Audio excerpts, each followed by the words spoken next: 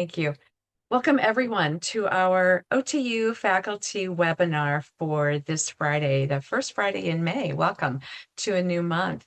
Today we're talking about fundamental clinical skill development, so critical for all of our students. And we're going to be able to show you a variety of terrific resources that OTU has to help you get your students solid with those foundational skills. I'm Sheila Krajnik. I am the OTU Education Lead. I'm so happy to be leading this webinar. And today we also have Dr. Ann Bartman with us. Ann, you want to say a quick hello? Sure. Hi. I'm an OTU content reviewer and contributor, and I will be monitoring the chat. So if you have any comments or questions, feel free to type it in there, and I will get that information, said out loud and respond to you. And anyone that is maybe joining us as the webinar got rolling, we're working with a new Zoom events webinar platform, and you are not able to, as a participant, you're not able to unmute yourself and you're not able to turn your camera on. And that's a privacy feature, which is a good thing overall. And we are going to be using the chat a little bit today, so please feel free to use the chat as Ann said. And Anna's going to be doing some summarizing things, and we will certainly honor your privacy as you use the chat for some of your participant comments as we go forward. Okay, those essential clinical skills, they are required in so many of our practice settings. And as I was really thinking through this, are they required in all practice settings? Perhaps not, but in so many of them that we need all of our students to be very prepared in case that something is a little bit less ordinary in one of the practice settings. For example, maybe our school settings, we're not taking vital signs, but we're certainly dealing with infection control and wheelchair skills and so forth. These skills can be called different things in different settings, in different programs. So what I'd like to do so that I have a sense of your language, what do you call these skills? And I have examples of the ones that we're talking about today. I have examples on the slide. What do you call these skills in your programs? I'll just let you take a minute to put some things in the chat and give you a chance to do some typing. And Anne can quickly summarize once we have a few things coming through.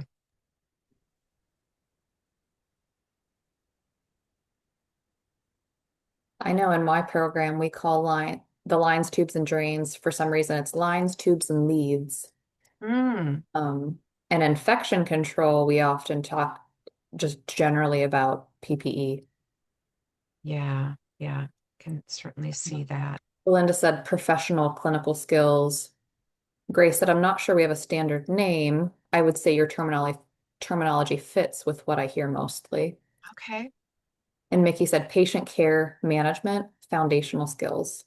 Yeah, good. Okay, so I think we're capturing most of that language that you all are using.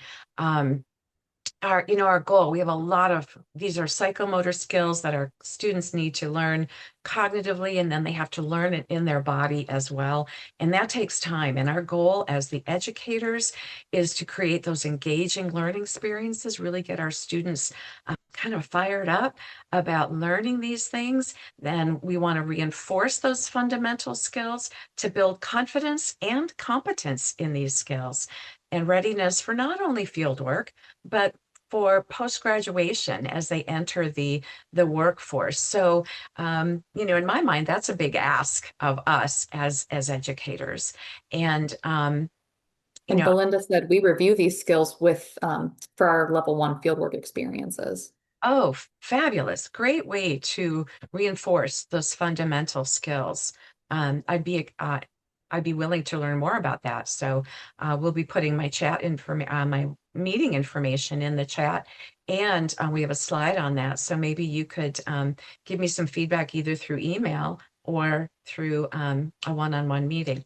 But carrying forward here, a little bit about my experience. with teaching this. So I've taught these skills for many, many years. It's one of the very first courses I taught when I moved full-time into academia. And the students were always so very excited. First semester of their journey in OT school. These are the skills that they're learning. And they really felt like OTs when they were learning how to transfer a client and how to adjust walkers and wheelchairs. But for me, on my side, I was very overwhelmed with the volume of things I had to teach, the demonstration that I had to do again and again as I was teaching. For example, adjusting walkers, adjusting canes and gait patterns and teaching transfers. So it was a very heavy lift on me. And I often had other faculty joining me to help reinforce that. But then OTU came along during those COVID years. Maybe that was your experience with finding OTU as well. And it was a game changer for us as faculty because we really had a teaching extender and a teaching lead in because students could watch those videos ahead of time and they could watch them on their own during class, etc. We'll talk about that as we go forward. So OTU is really a gigantic help in our programs. If you're not using OTU, do please check us out.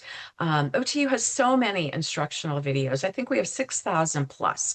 And just these foundational skills, I would say it's 1,000 or more. These psychomotor skills is really the basis for OTU and our platform.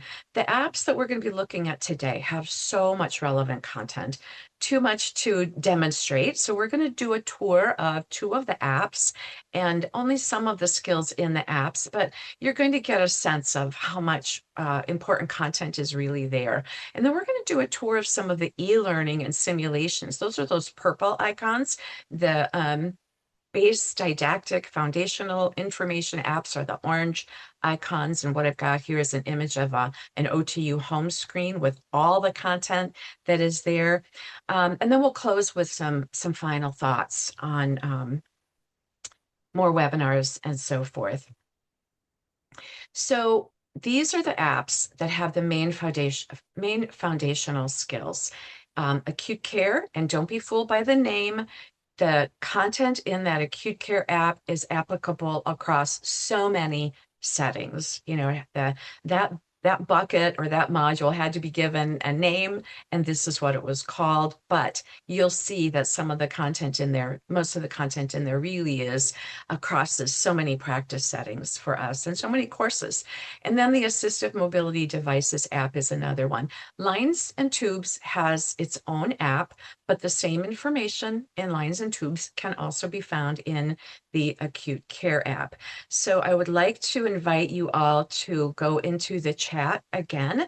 And are there any other foundational skills that you add into your nomenclature about whatever you're calling your foundation, your patient management skills, your essential clinical skills? Are you putting range of motion and manual muscle testing in there? Are you putting other things in there? I'd be interested to know what you're considering these foundational skills, patient management skills, and so forth. So if you wouldn't mind just taking a moment to put a few more things in the chat, we would welcome your input.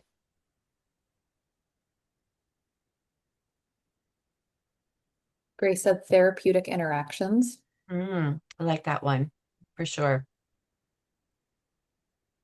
Yeah, I think we often call it therapeutic use of self. Good, Mickey thank you. said, we introduced range of motion and manual muscle testing, but build upon it and sharpen the skills the following semester in a different course, and then soft skills. Scaffolding. Okay, and then the soft skills for sure. And that feedback is so important. So thank you for that. We do have some professional skills modules in the works. So stay tuned. We have so many things in the works. We will certainly alert you when we have any more of these content areas foundational available. So much that we could demonstrate and so little time. So let's look at just a couple of these. And I'm going to start with all of the different areas that are available in infection control. And that's one that certainly crosses all settings. So we're taking away from the PowerPoint webinar slide and into OTU. And this is the menu of topics in isolation or infection control. So it's not just one, it's quite a few. For those of you that might be new to OTU, here's the home screen, and I'll show you a little bit about that navigation process and how I'm getting from place to place. So your home screen won't have this premium content. That's an OTU education lead type feature, but all of this, all these tiles are buckets or modules of information that when you sign up for your free faculty access or your students have a subscription, they get everything. So it is not a menu or an a la carte type program or platform. You get all of it.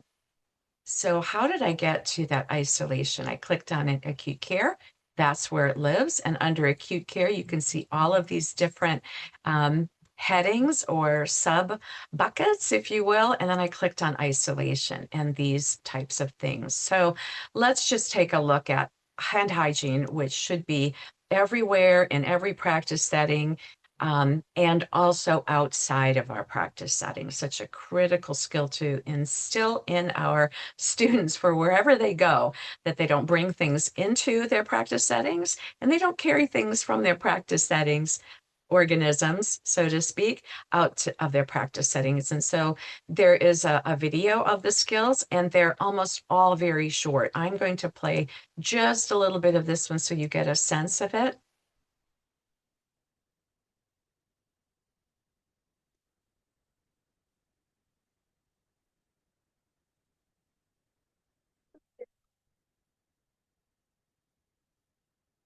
I won't keep the sound on. In addition to the video, there is didactic instruction. And over on the side, as you navigate around OTU, you'll notice that some of the pages have a left-hand menu as well. So we were looking at hand sanitizer, and we know that we can also perform hand hygiene with soap and water. And that process is a little longer. So here's a 1-minute video. But again, very short, easy for our students to watch a number of these fundamental skill or essential skill videos before they come into our labs and do some sort of performance skill checkoff or however you manage these types of things in your class. Students can be prepared when they come into class with some pre-knowledge, some priming of the brain, and it makes our lab time so much more efficient. And it can also be an extender of you as an instructor. So let's go to PPE. And again, we have donning the PPE.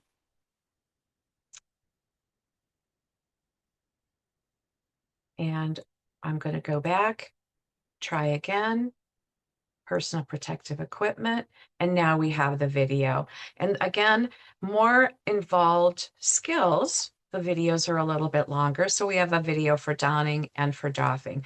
And when I was teaching this, students were just kind of tickled to be putting on PPE if they never had before, because they really felt like I'm a healthcare professional.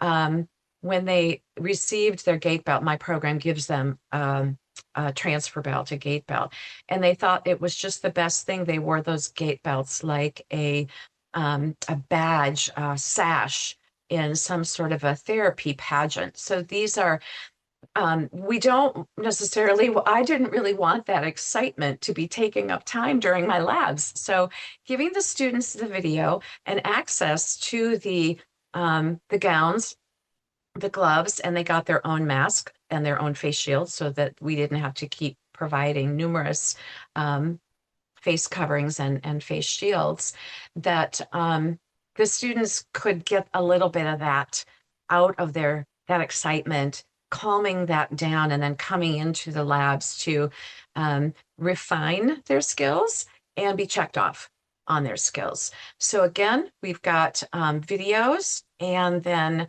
the didactic information below.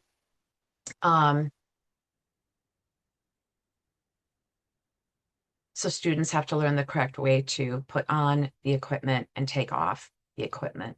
So I can navigate back and forth using what I call that breadcrumb trail.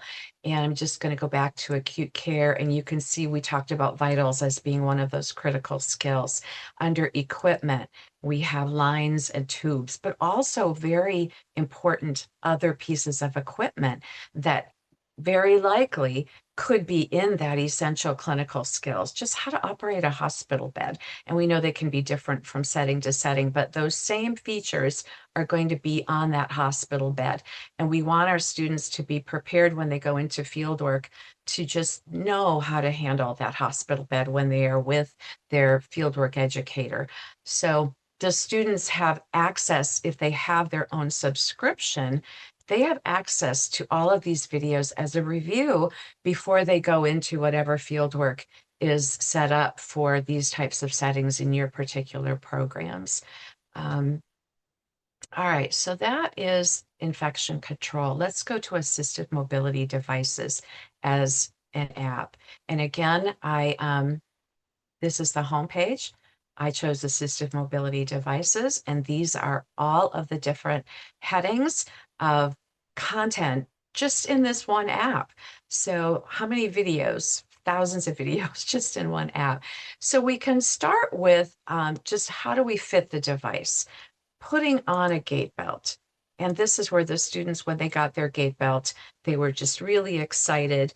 But again, they could learn outside of the classroom the correct way to put on that gait belt and come into the classroom again and refine all of their, close that bookmark feature, and refine all of their psychomotor skills. They can learn some of the cognitive aspect of these skills and come in and refine the motor aspect with an educator, with an instructor, providing that in the moment formative feedback to help get their skills where they need to be called a competent, whatever level of competence you're requiring. Hopefully it's a high enough level that matches what we're seeing in the videos and your own skill requirements. So let me go to gait patterns. And under gait patterns, for example, we have all the different gait patterns. Now, I do want to say that the names of the gait patterns could be different in OTU from what you yourselves have used in your own practice that you bring into your role as an educator, in academia. And they may not match exactly what our textbooks, depending on what kind of a textbook you might be using. However, there is a decent correlation between what is in OTU and what is in our textbooks. It's just the name that would be different. But let's go to such a common gait pattern, that 3-point gait pattern. So we have indications. It will have a video about why.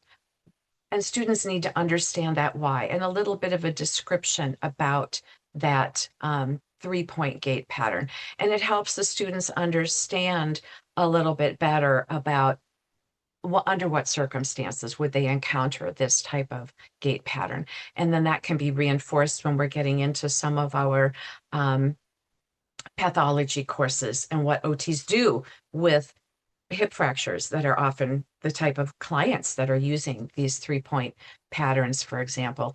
So again, all of these different gait patterns are described with the video. Let's go to the front wheel walker gait pattern. Many of our videos have the actor using a very visible tape that demarks which is the affected limb for this particular gait pattern or a particular transfer. I'll show you transfers next.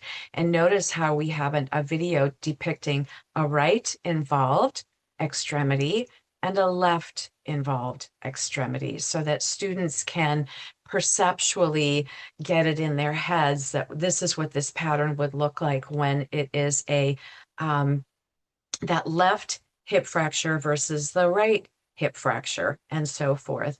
And I know for myself, I struggle with left from right, and I will call it the right leg when I really mean the left leg. And I've encountered so many OTs that have that same type of brain. Um, so the videos are a really helpful visual for that left right that can be really important to helping our students get down the skill level, the performance level of these psychomotor skills. All right, I'm going to go back to assistive devices, and here's that main menu again. And we have bed mobility. So we have some really nice just rolling in bed. And even though it's not in a bed, I think it takes away some of the distraction of having a bed there because, okay, what do I do with the bed rails? What do I do with the sheets? And so this is a nice way to get a clean beginning for the basics of the skill before things like bed rails and what do you do with the call bell cord, and what do we do with the sheets and the blanket?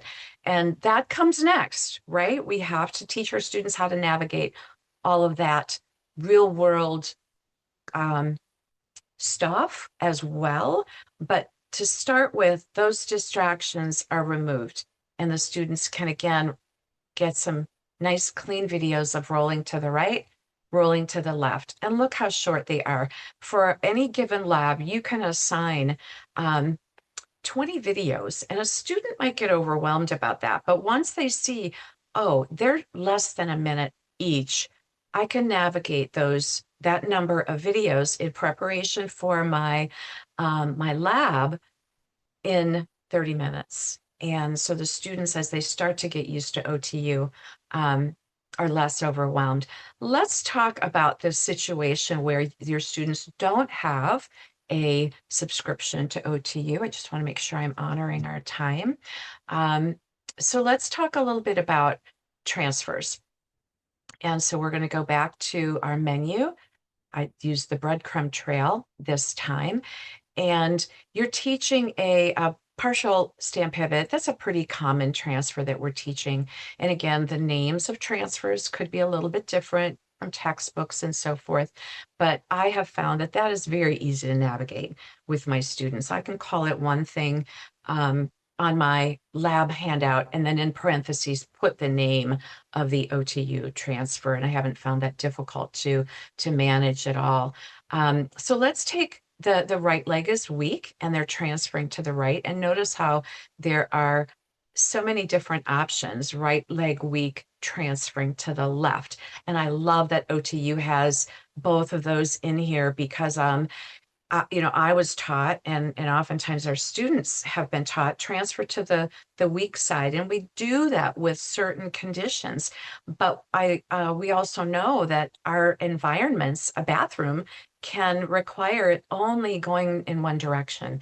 You transfer to a car, you have to transfer in one way and transfer out the other way. So we have requirements in daily occupations that we have to transfer to the strong side and to the affected side. Let's just take one and take a look at that particular video. So when I am teaching this, and before our students had their own subscriptions, before we required them to purchase a subscription, just like they would purchase a textbook, our students buy their 3-year subscription to OTU. I could pull this video up in class, and I'm going to play just a little bit of the sound again. If you are able to transfer to the patient's stronger side, you can transfer to their weaker side while still guarding that weaker. So there's instruction. I can have that pulled up in class. Notice how I use the enter full screen. I love that we have a video in a video. The other thing that I can do is turn on auto replay, and I won't turn on that full screen, but I can turn on auto replay using this back and forth arrow, and this video will cycle on entirely. It'll restart in the classroom as I have it up on the big screen. So the students can be having an initial demonstration.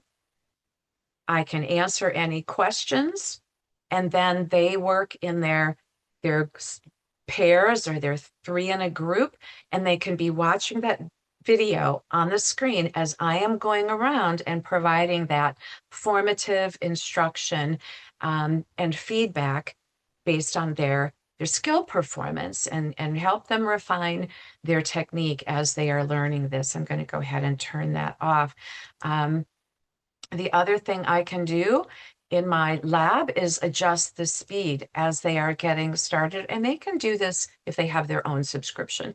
But if the students don't, and you're just pulling up these videos in your classroom, putting them on your large media presentation option, you can slow the speed down. And sometimes it's real helpful to even slow it down to half speed. It's a little bit annoying from my perspective to have the audio at half speed, but having the video at half speed with the audio off can be really helpful for students that are processing it as they're taking it in, and then they want to actually go ahead and put that into practice. Students can do this on their own as well. When they have their own subscriptions, or in your classroom for your lab review sessions, you can increase the speed of the video to just say, here it is again, before we actually start our performance checkoffs. So it's a nice way to review, and students don't have to have their own subscription to use 60% of the benefit, 50% of the benefit of OTU. Your free faculty account will get you there. And Anna's putting that information in the chat. And it's also going to be in the lobby area of the webinar platform. So let's go ahead and then we've got the text-based instructions below the video, and that is tapping into our students' learning preferences. Some of them want more visual, some want more text, some want that combination of both. So OTU provides some multimodal instruction that is really helpful for those students that want varied ways of looking at it. So I'm going to move along here. We've got some other really nice stuff to take a look at, and that's the e-learning and simulations. So lines and tubes, I'll go kind of quickly through this and just show you what they look like. So I went right into the lines and tubes, but that's housed in the acute care simulations. And it is about a 15-minute review, learning boost, micro learning experience to help reinforce that didactic content and the videos that they watched in that Lines and Tubes app, or the acute care app in that learning module of Lines and Tubes. You as the educator always get that sneak peek. Let me zoom in a little bit. And so you can scroll down much faster than going through the simulation as it's presented in the student view, but you can go through and take a look at what are the objectives, what are the questions that are asked, the correct answers are given. And so you can see how this is a nice review, that they have to look at what that is and select it from the